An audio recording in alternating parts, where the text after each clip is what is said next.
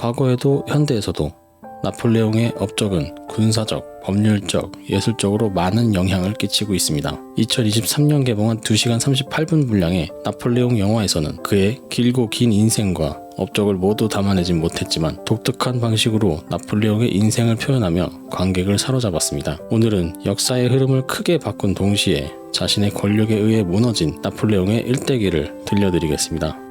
나폴레옹은 1771년 12월 31일 이탈리아의 코르시카 섬에서 태어났습니다. 그의 부모는 카를로 마리아 디 보나파르트와 마리아 레티치아 라몰리노였습니다. 나폴레옹의 출생명은 나보리오네 디 보나파르트였으며 나보리오네라는 이름은 요절한 장남 나브리오네에서 따온 것입니다. 그의 가문은 16세기의 이탈리아에서 코르시카로 이주한 하급 귀족 가문으로 아버지는 변호사이자 귀족회의 의원이었습니다. 나폴레옹이 태어난 당시 코르시카는 제노바의 지배로부터 벗어나려는 독립투쟁 중이었습니다. 1755년 독립운동가 파올리가 섬의 대부분을 점령하면서 코르시카 공화국이 선포되었습니다. 그러나 제노바는 1768년 베르사유 조약을 통해 프랑스의 통치권을 양도했습니다. 프랑스의 침공 속에서 나폴레옹이 태어났으며 그의 아버지는 프랑스로의 전환을 선택하고 1771년에 귀족 자격을 얻었습니다. 7살 때 예수회 학교에 입학하며 기본적인 교육을 받고 9살 때 프랑스로 건너가서 수도원 부속 종교학교에 입학했습니다. 1779년에는 브리엔 군사학교로 입학하고 1784년에는 파리 육군사관학교로 전학했습니다. 나폴레옹은 교육과정을 단축하여 조기 졸업하고 군인으로서의 진로를 선택했습니다. 1785년에는 아버지의 사망으로 가족의 생계를 책임지기 위해 일찍 군사 경력을 시작했습니다. 최종적으로는 포병장교로 임용되었고 군사학문에서 빠르게 성장했습니다. 1785년 9월 나폴레옹은 단 16세의 나이로 소위로 임관하였고 10월 28일에는 파리 육군사관학교를 떠났습니다. 동년 11월 3일에는 발랑스에 주둔 중이던 라페르 연대의 포병장교로 부임했습니다. 마성 도트브리브 대위의 포격중대에 배치되어 10주 동안 기본훈련을 받았는데 병사관리,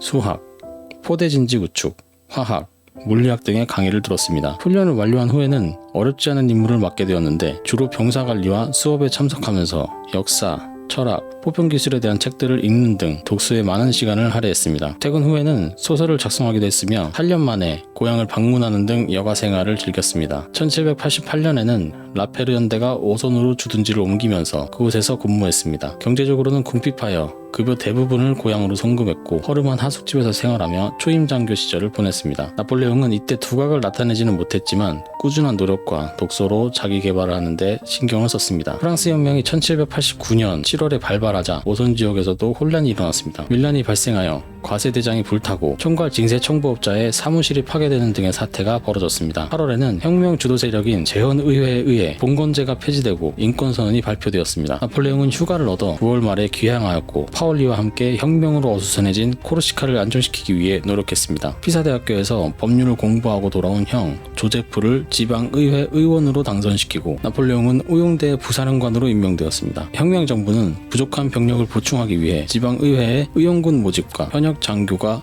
의용군 지휘관으로 활동하는 이중군적을 허용하여 나폴레옹의 활동에는 문제가 없었습니다. 그러나 문제는 파올리가 나폴레옹을 탐탁지 않게 생각하고 있다는 것이었습니다. 나폴레옹의 아첨과 부친의 프랑스로의 변절로 보나파르트 가문을 기회주의 집단으로 여겼던 것이 문제가 되었습니다. 둘 사이의 갈등은 1793년 1월에 루이 16세가 처형된 이후에 완전히 심해졌습니다. 파올리는 극단적으로 흐르는 혁명을 비난하고 독립을 고려하며 나폴레옹은 자코뱅주의를 지지하고 혁명에 참여했습니다. 양측의 갈등은 프랑스 혁명정부의 사르데냐 원정에 나폴레옹이 참여하면서 더욱 심해졌습니다. 원정이 실패하면 코르시카의 권력이 프랑스 혁명정부와 나폴레옹에게 넘어갈 가능성이 있었기 때문입니다. 파올리는 의심받기 시작하고 파리로 출두하라는 소환장을 받았지만 응하지 않았습니다. 나폴레옹과 파올리 간의 갈등은 내전 직전까지 이어졌으며 1793년 5월에 파올리 측은 나폴레옹을 구금하고 집과 농장을 약탈했습니다. 다행히 나폴레옹은 친구들의 도움을 받아 가족과 함께 코르시카를 탈출하는 데 성공했습니다. 무일푼 피난민이 되어 툴롱항에 도착한 나폴레옹은 프랑스가 공포정치의 절정에 이르고 있는 상황에서 가족의 안전을 책임지고 군복무를 통해 생계를 유지했습니다. 그러나 가족은 여전히 궁핍한 생활을 하며 프랑스 혁명의 격변기를 이겨내고 있었습니다. 1793년 루이 16세의 처형을 계기로 대불동맹 전쟁이 발발했습니다. 유럽 군주들은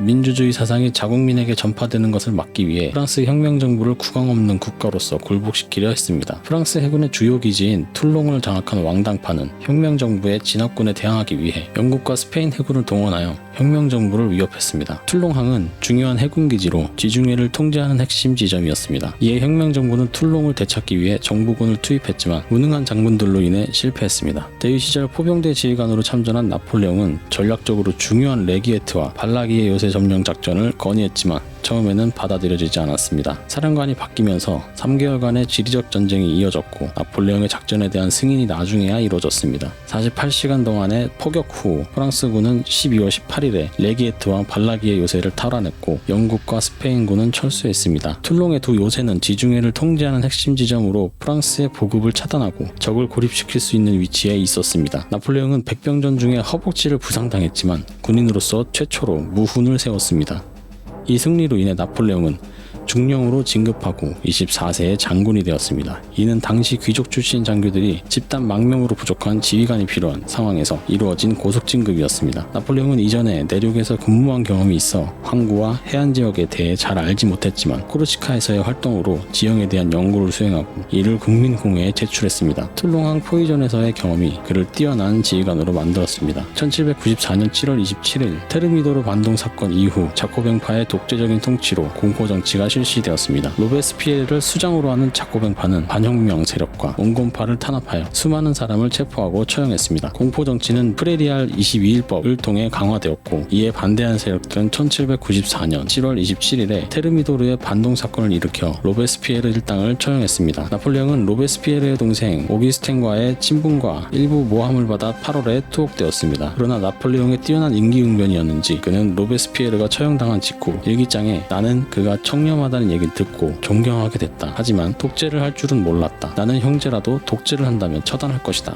라고 적어놓아 곧 석방되었지만 신뢰 회복은 어려웠는지 좌천성 발령에 대해 항의하다가 무보직 상태로 파리에서 궁핍한 생활을 이어갔습니다. 1794년 8월 나폴레옹의 형 조제프는 클라리가의 마리줄리와 결혼했습니다. 이어서 나폴레옹은 마리줄리의 여동생 데지레 클라리와 연인사이가 되어 1795년 4월에 약혼식을 올렸습니다. 그러나 데지레와의 약혼은 파혼되었습니다. 나폴레옹은 1795년 10월 5일 파리에서 폭동이 일어나자 폭동을 진압하는 책임을 맡게 되었습니다. 폭동은 왕당파가 3분의 2법을 의결한 후에 일어났습니다. 나폴레옹은 바라스 백작의 요청으로 폭동 진압의 임무를 맡아 무정한 2만 명의 폭도들을 대상으로 신속하게 대응했습니다. 이 노력으로 인해 나폴레옹은 총재정부의 인정을 받아 정보부와 파리의 치안을 담당하는 사령관으로 임명되었습니다. 이것이 그의 군사 경력에서 중요한 한 부분으로 나타나게 되었습니다. 나폴레옹은 귀족의 미망인인 조세핀 드 보아르네와 1796년 3월 9일에 결혼했습니다. 이 결혼으로 나폴레옹은 조세핀과 함께 귀족층과의 결혼으로 인해 승진하는 계기를 얻게 됩니다. 1796년 바라스에 의해 이탈리아 원정군 사령관으로 임명된 나폴레옹은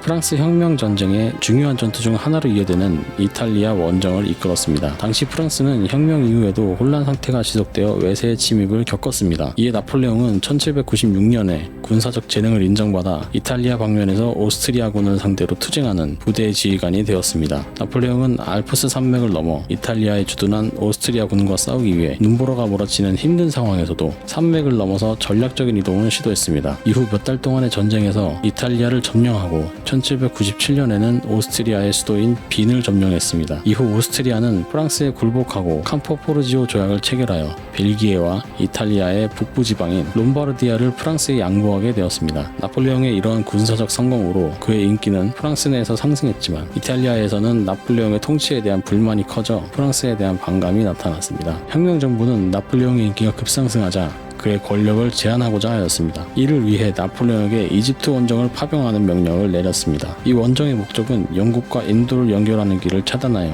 영국의 인도 지배를 방해하고 그 세력을 약화시키는 것이었습니다. 1798년 5월 나폴레옹은 5만여 명의 병력을 이끌고 이집트의 알렉산드리아 항에 상륙했습니다. 그는 지역의 호족들을 정복하고 카이로에 진격하여 피라미드 전투에서 승리를 거두었습니다. 나폴레옹은 이 진격 중에 약 180명의 학자들을 동행시켰는데 이들은 이집트의 고대 유적부터 동식물 그리고 고대 이집트의 역사와 풍속 등을 조사했습니다. 그 중에서 로제타석이 가장 주목받았는데 이 석판은 결국 고대 이집트 문명을 해독하는데 큰 역할을 하게 되었습니다. 로제타석은 1822년에 프랑스 언어학자 샹폴리옹에 의해 완전히 해석되었으며 이는 고대 이집트 언어를 이해하는 데 중요한 발견으로 여겨졌습니다. 이 비석은 그 후에 대형 박물관으로 옮겨져 전시되어 있습니다. 나폴레옹이 이집트 원정 중에 있을 때 프랑스는 국제적으로 견제를 받았습니다. 영국 영국과 오스트리아가 다시 동맹하여 프랑스를 위협했고, 이에 따라 나폴레옹은 이집트 원정의 계획을 취소했습니다. 그런데 1798년 8월 프랑스 해군이 아부키르만에서 호라시오 넬슨의 영국 함대에 패하면서 프랑스 지중해 함대가 전멸하게 되었습니다. 이로 인해 영국 해군이 해당 지역을 제어하게 되고 나폴레옹과 이집트 원정군은 고립되었습니다. 더구나 프랑스는 대불동맹군에게 연패하면서 위험에 처해 있었습니다. 이 혼돈 속에서 나폴레옹은 이집트를 탈출하고 동생 루시엔과 혁명정부의 권력자 CAS와 함께 쿠데타를 계획했습니다. 1799년 11월 9일 나폴레옹은 군대를 동원하여 의사당에서 정부 승인을 요청했지만 오백인회가 거부하자 쿠데타를 일으켰습니다. 오백인회를 해산시키고 새 헌법을 만들어 국민투표에 붙인 후 1800년 2월 7일에 제1통령으로 선출되었습니다. 이로써 나폴레옹은 불과 30세의 나이에 프랑스 정권을 자신의 손에 넣었으며 통령정부의 제1통령으로서 국내 및 국제적인 권력을 쥐게 되었습니다. 나폴레옹이 제1통령으로 선출된 이후 대불동맹국의 강화를 제의했지만 거절당했습니다. 이에 나폴레옹은 이탈리아 북부로 향하는 계획을 세웠습니다. 나폴레옹은 알프스의 산베르나르 고개를 넘어 이탈리아로 진격하기로 결정했는데, 이 고개는 해발 2469m의 험난한 지형이었습니다. 부관들은 이 계획을 반대했지만 나폴레옹은 내 사전에 불가능이란 없다 라고 말하며 계획을 밀어붙였습니다. 1800년 5월 프랑스 원정대는 어려운 산베르나르 고개를 넘어갔고 6월에는 오스트리아군과 마렌고 전투에서 승리를 거두었습니다. 이 승리로 인해 오스트리아는 프랑스가 제시한 강화 조건을 수용하고 라인강의 절반을 프랑스에 양도하며 북이탈리아 등을 프랑스의 보호국가로 지정했습니다. 이로써 제2차 대프랑스 동맹은 붕괴되었고 영국이 전쟁을 지속하였습니다. 그러나 1802년 3월 소피트가 사망하면서 영국과의 전쟁은 종결되고 아미행 조약이 체결되어 10년 동안 안정이 찾아왔습니다. 나폴레옹은 내정 면에서도 포괄적인 개혁을 이끌어내었습니다. 세금제도와 행정제도를 전국적으로 정비함으로써 국가의 경제적 안정을 촉진했습니다. 또한 혁명기에 타격을 입은 공업 생산력의 회복을 촉진하여 산업 전반에 부흥을 가져왔습니다. 1800년에는 프랑스 은행을 성립하여 경제 안전을 도모했으며 1802년에는 레지옹 도네로 훈장을 창설하여 공로를 인정받은 개혁을 실시했습니다. 뿐만 아니라 교육개혁에도 힘써 공공교육법을 제정하였습니다. 또한 국내 법 정비에도 착수하여 1804년에는 프랑스 민법전 일명 나폴레옹 법전 혹은 나폴레옹 코드는 1804년에 프랑스 황제 나폴레옹이 제정한 법전입니다. 나폴레옹은 국가법전, 민법전, 민사소송법, 상업법전, 형사소송법 등을 통합하여 이 법전을 만들었습니다. 국가법전은 민법과 상업법의 기본 원칙을 담고 있으며 가족법, 재산법 등을 다룹니다. 특히 나폴레옹의 정치 철학을 반영하여 개인의 자유와 평등을 강조하는 내용입니다. 민법전은 민사법의 핵심 원칙을 포함하고 있습니다. 재산, 계약, 상속, 가족 등 민사법률에 대한 다양한 규정이 담겨 있으며 유럽의 여러 국가에서 법체계의 기반으로 채택되어 지속적인 영향을 끼쳤습니다. 민사소송법은 민사소송 절차에 관한 규정을 담고 있습니다. 재판 절차와 소송 당사자의 권리와 의무 등이 규정되어 있습니다. 상업법전은 상업 및 상공에 관한 법률을 다루며 상업계약, 상표, 사업체 경영 등에 대한 규정을 포함하고 있습니다. 형사소송법은 형사사건의 수사, 재판 절차, 형량 등을 규정하고 있습니다. 나폴레옹 법전은 프랑스의 지방 법체계를 통일하고자 하는 나폴레옹의 노력으로 당시뿐만 아니라 근대적인 가치관을 도입하여 현대의 다양한 법체계에도 영향을 미치며 국제적으로 법률 통일에 모범적이고 혁신적인 사례로 평가되고 있습니다. 이 외에도 교육 및 교통망 정비에도 나폴레옹은 진력하여 국가의 발전과 안정을 촉진했습니다. 1793년에 시작된 대불동맹 전쟁 이후 프랑스와 미국 간의 관계는 급격히 악화되었습니다. 미국은 영국과의 제의조약을 체결하여 프랑스와의 동맹을 종료하고 대불동맹 전쟁으로 인해 프랑스의 해상 봉쇄로부터 피해를 입게 되었습니다. 1778년에 통상동맹 조약에 따르면 미국은 프랑스와의 공동방위 의무가 있었지만 당시 미국은 아직 신생 독립국으로서 국가적인 안정과 군사력 부족 상태였기 때문에 중립을 선언했습니다. 그러나 영국은 미국이 중립적인 입장을 유지하면서 프랑스와 교역을 할 경우 해상 봉쇄를 무력으로 시행할 것을 고발했습니다. 이로 인해 미국은 영국과의 갈등을 피하고자 제의조약을 체결하여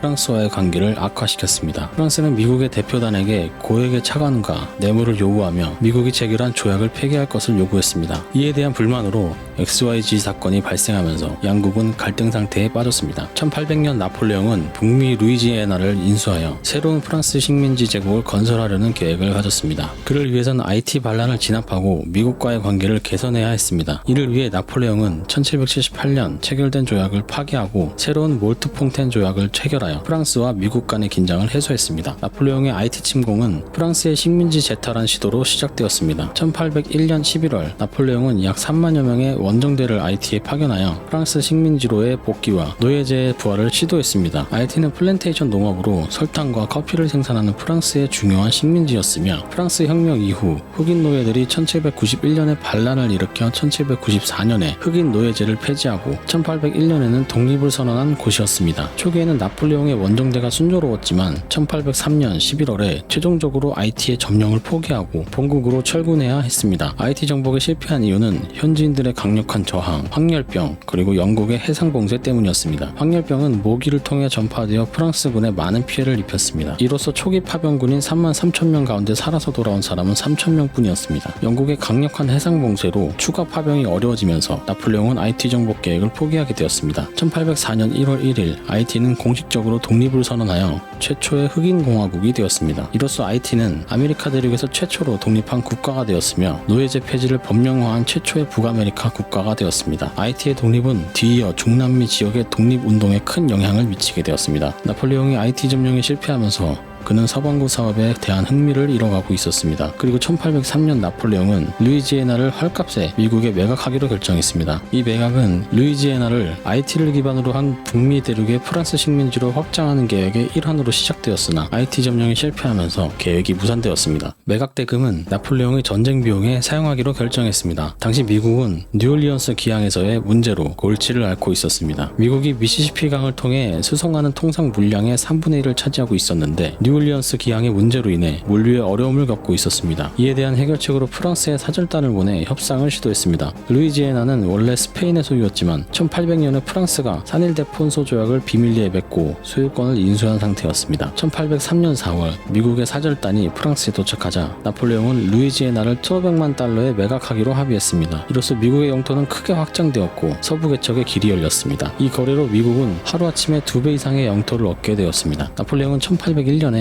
교황 비오 7세와의 정치 및 정교 협약을 통해 로마 가톨릭 교회와의 갈등을 해소하려는 노력을 기울였습니다. 이 협약, 일명 콩코르다트 협약은 교회 지원과 종교의 자유를 복원하는 데 중점을 두었습니다. 프랑스 대혁명 당시 가톨릭 교회는 전체 토지의 10에서 15%를 차지하고 있었으며 GDP의 10%를 11조로 받아가고 있었습니다. 국민공회는 1790년에 성직자 기본법을 통해 11조를 폐지하고 교회의 자산을 몰수하였고 성직자들에게 충성서약을 강요했습니다. 국민공회의 반가톨릭 정책으로 예배는 금지되었고 모든 교회 재산은 몰수 및 매각되었습니다. 이에 따라 전통적인 가톨릭 국가인 프랑스는 교황청과 매우 불편한 관계에 놓여 있었습니다. 나폴레옹은 브리메르 쿠데타로 제1통령이 된 이후에 부서진 교회를 약 400만 파운드를 들여 재건하고 교황 비오 7세와의 정교 협약을 맺어 예배의 자유를 다시 확립하고 프랑스에서 로마 가톨릭 교회를 보호했습니다. 나폴레옹은 왕당파와 자코뱅파 등 다양한 파벌을 무차별적으로 등용하여 국내 정치를 다양하고 융화로 이끌었습니다. 그러나 반대로 체제를 전복하려는 시도에는 가차없이 탄압을 가하였습니다. 이러한 정치적인 두 얼굴을 보여주며 1802년 8월 2일에는 종신통령이 되어 자신의 독재권을 한층 더 강화했습니다. 1803년 8월 나폴레옹을 반대하며 부르봉 왕정 복구를 희망한 조르주 카도달과 왕당파는 영국과 손을 잡고 나폴레옹을 제거하려는 음모를 꾸몄습니다. 프랑스의 피슈그레와 오로 장군 등도 이 계획에 가담했습니다. 그러나 1804년 초에 이 계획이 드러나자 카도달 등은 처형되었습니다. 이 음모의 배후에 영국의 개입이 드러나면서 여론이 고조되었고 나폴레옹은 권력을 더 견고하게 하는데 큰 도움이 되었습니다. 측근들은 그에게 황제가 되는 것을 권유했고 암살 음모 발각은 권력을 더욱 항구화하는 기회로 여겨졌습니다. 나폴레옹은 국민 투표를 통해 황제로 즉위할 것인지 결정하였습니다. 1804년 7월의 투표에서 대다수의 국민이 찬성 357만 2329표에 비해 반대 2569표로 재정을 수락했습니다. 그 당시 선거는 비밀 선거가 아니었고 각 선거인이 선택령을 선거대장에 올리고 서명하는 방식이었기 때문에 문제가 있었습니다. 어쨌든 나폴레옹은 1804년 12월 2일에 즉위식을 거행하여 나폴레옹 1세로 프랑스 제국의 초대 황제가 되었습니다. 이는 프랑스가 루이 16세를 채용하고 공화정으로 전환된 지 10년 만의 일이었습니다. 나폴레옹은 전통적으로 대관식이 치러지던 랭스 대성당을 거부하고 대신 노트르담 대성당을 즉위식 장소로 선택했습니다. 그는 부패한 부르봉 왕조의 후계자가 아닌 로마 제국의 후예로 자신을 선양하기 위해 이 선택을 했습니다. 했습니다. 나폴레옹은 교황으로부터 축성을 받기 위해 교황을 초대했고, 교황 비오 7세는 교황청의 반대에도 불구하고 왕관을 씌워주기 위해 즉위식에 참석했습니다. 그러나 나폴레옹이 직접 황제관을 썼기 때문에 교황 비오 7세는 축복 기도를 하고 포옹으로 만족해야 했습니다. 나폴레옹은 황제가 된 후 파리를 세계적인 도시로 만들기 위해 근대화 정책을 적극적으로 추진했습니다. 그는 새로운 가구 계산법,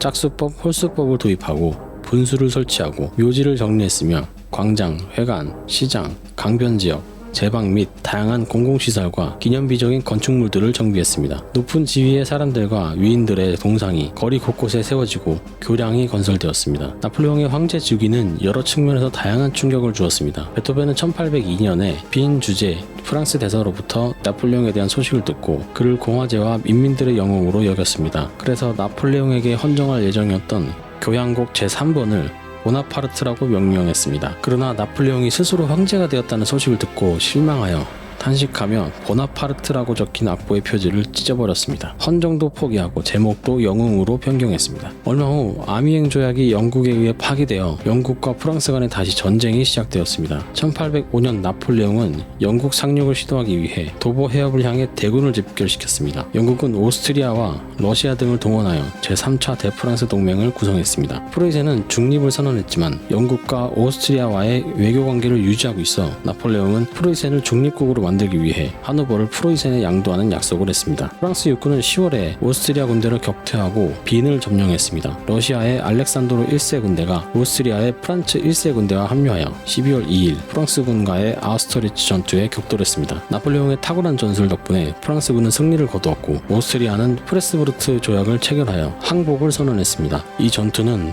새 황제가 한 전장에서 만나는 삼황제 회전으로도 알려져 있습니다. 나폴레옹은 이 승리를 기념하기 위해 개선문을 세우도록 명령했습니다. 오스트리아와 러시아를 상대로 혼자서 이긴 프랑스 육군은 유럽 전역에게 주목받게 되었습니다. 1805년 10월 프랑스 해군은 트라팔가르 해전에서 넬슨이 지휘한 영국 해군에게 패배했습니다. 이로써 제해권 확보에 실패하자 나폴레옹은 영국에 대한 군사적 공격을 포기했습니다. 나폴레옹의 스페인 침공과 중남미 지역의 독립운동은 중남미에서의 정치적 혼란과 독립의지의 결합으로 이어졌습니다. 나폴레옹의 스페인 침공으로 인해 스페인 왕실이 약화되고 현지인들은 왕실의 무력에 대한 불만을 품게 되었습니다. 이에 독립을 선언하고 반란을 일으키는 움직임이 시작되었습니다. 나폴레옹은 스페인 왕실을 압제하고 자신의 형인 조제프를 스페인 국왕으로 세우기를 시도했습니다. 그러나 스페인 국민들은 나폴레옹의 이 조치를 받아들이지 않았으며 스페인에서는 대규모 반란이 일어났습니다. 중남미 지역에서는 이러한 독립운동의 영향을 받아 자유를 추구하는 움직임이 확산되었습니다. 1810년 1월 10일 나폴레옹은 조세핀과 이혼하고 오스트리아 황제 프란츠 1세의 딸 마리 루이즈와 재혼했습니다. 마리 루이즈와의 결혼으로 나폴레옹은 로마 왕 나폴레옹 2세를 낳게 되었습니다. 그러나 이혼 후 조세핀은 더 이상 자식을 낳지 못해 왕후의 자리를 유지할 수 없게 되었습니다. 멕시코를 중심으로 한 중앙아메리카 지역에서는 1810년 9월 16일 독립운동이 시작되었습니다. 이 당시에는 독립을 선언하고 식민지 출신 백인인 크레올로들이 주도한 반란이 벌어졌습니다. 그러나 초기의 봉기는 프랑스의 확장으로 인해 어려움을 겪었고 중남미 지역에서는 독립투쟁이 점차 복잡해지면서 시간이 걸렸습니다. 나폴레옹의 스페인 침공과 독립운동은 중남미 지역에서의 정치적 변화와 국가의 독립을 모색하는 움직임을 촉발시켰습니다. 이런 과정에서 중남미의 다양한 국가들이 독립을 선언하고 형성되었으며 이는 나중에는 브라질을 포함한 다수의 독립국가로 이어졌습니다. 퐁텐블로 정교조약은 프랑스 황제 나폴레옹 1세와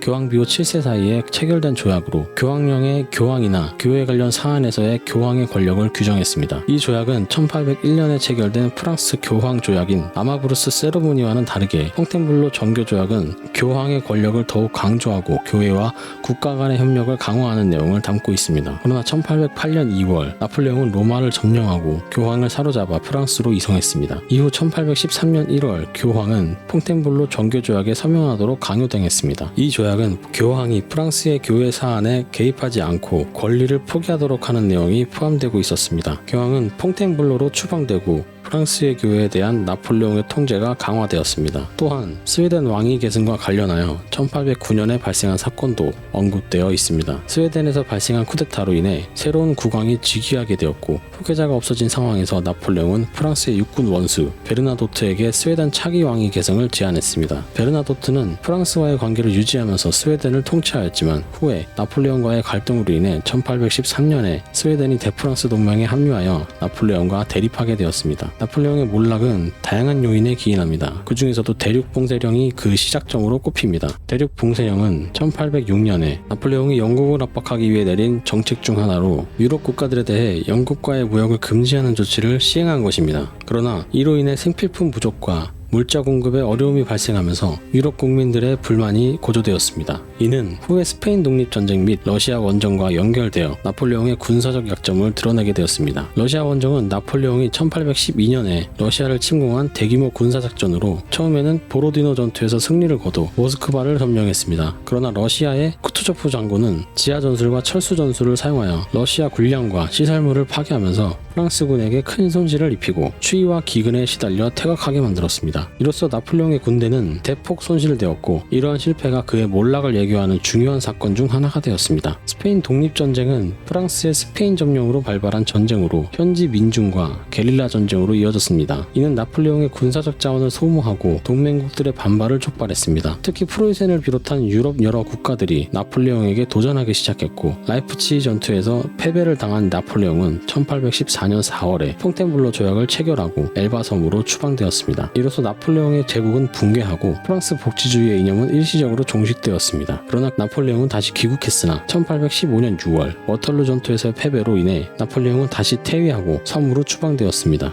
이후에 유럽 정세를 재편하기 위해 각국 정상들이 참석한 비엔나 회의에서 많은 논의가 있었습니다. 하지만 회의는 진전을 보이지 않았고 프랑스 왕 루이 18세의 통치 역시 민중의 불만을 증폭시키는 원인이 되었습니다. 나폴레옹은 다시 퇴위하고 미국으로 망명을 시도했으나 실패했습니다. 그 후 영국 군함에 투항하고 1815년 8월 세인트 헬레나 섬에 유폐되었습니다. 이후 그는 세인트 헬레나에서 감금 생활을 하며 회상록을 쓰고 체스와 영어 공부에 매진했습니다. 나폴레옹의 유폐 생활은 그의 전설과 관련된 많은 이야기와 회고록이 남겨지는 시기였습니다. 나폴레옹은 세인트 헬레나 섬에서의 생활 중에 총독 허드슨의 괴롭힘을 많이 당했습니다. 허드슨은 나폴레옹을 조롱하고 무례하게 대우하는 등 나폴레옹에 대한 모욕적인 행동을 했습니다. 나폴레옹의 건강이 악화되자 주치의를 본국으로 귀국시키는 등의 불편한 상황이 계속되었습니다. 나폴레옹의 건강은 갈수록 나빠졌고 결국 1821년 5월 5일에 세상을 떠났습니다. 한편으론 나폴레옹이 독살되었다는 설이 있습니다. 이는 나폴레옹의 모발에서 비소 성분이 다량으로 검출되었기 때문이라고 주장되었습니다. 하지만 그의 공식적인 사인은 위암 으로 알려져 있습니다. 나폴레옹의 유해는 1840년 5월에 영국의 동의를 얻어 프랑스로 반환되었으며 현재는 파리의 앵발리드에 안치되어 있습니다. 잘못된 상식으로 나폴레옹은 키가 작다는 오해가 있지만 실제로는 당시 평균 이상의 키를 가졌습니다. 그의 키는 167에서 168cm로 당시 프랑스 20대 군인들의 평균 키인 164보다 큽니다. 나폴레옹의 키가 작다는 주장은 위터법이 제정되기 전에 도량형 차이로 인한 오해에서 비롯되었습니다. 프랑스식 도량형의 젠키를 영국식 도량형으로 잘못 반영하여 수치가 작게 나왔던 것입니다. 또한 나폴레옹 1세의 조카인 나폴레옹 3세는 120cm에 가까운 작은 키를 가졌습니다. 이것이 나폴레옹 1세와 혼동되어 나폴레옹 보나파르트의 키가 작다고 오해되었습니다. 나폴레옹의 이야기는 군사적 업적과 정치적 영향력을 뛰어넘어 인간 본성의 다양한 측면을 다룹니다. 그는 자신의 열망을 위해 헌신하고자 하는 열망과 그로 인해 발생하는 복잡한 상황에서 우리에게 미래의 선택과 희생의 중요성을 생각하게 합니다. 나폴레옹은 역사의 무게를 담담하게 감당하면서도 가끔은 인간적인 모습을 드러내는 모순된 존재입니다. 그의 이야기는 권력의 매력과 그로 인해 창백해지는 인간의 본성에 대한 경고로도 해석될 수 있습니다. 나폴레옹은 세계를 지배하려는 야망을 갖고 있었지만 그의 삶은 결국 그의 손에서 벗어나게 되었습니다. 이러한 측면에서 나폴레옹의 이야기는 권력과 책임 그리고 인간성에 대한 지속적인 고민을 일깨우는 것 같습니다. 영상을 마칩니다. 수면제 비용은 여러분의 구독입니다. 여러분의 수면제 디어게인이었습니다. 편안한 밤 되세요. 대한민국 헌법 제1조 2항 대한민국 주권은 국민에 있고 모든 권력은 국민으로부터 나온다. 국가란 국민입니다. 그런데 주인이야말로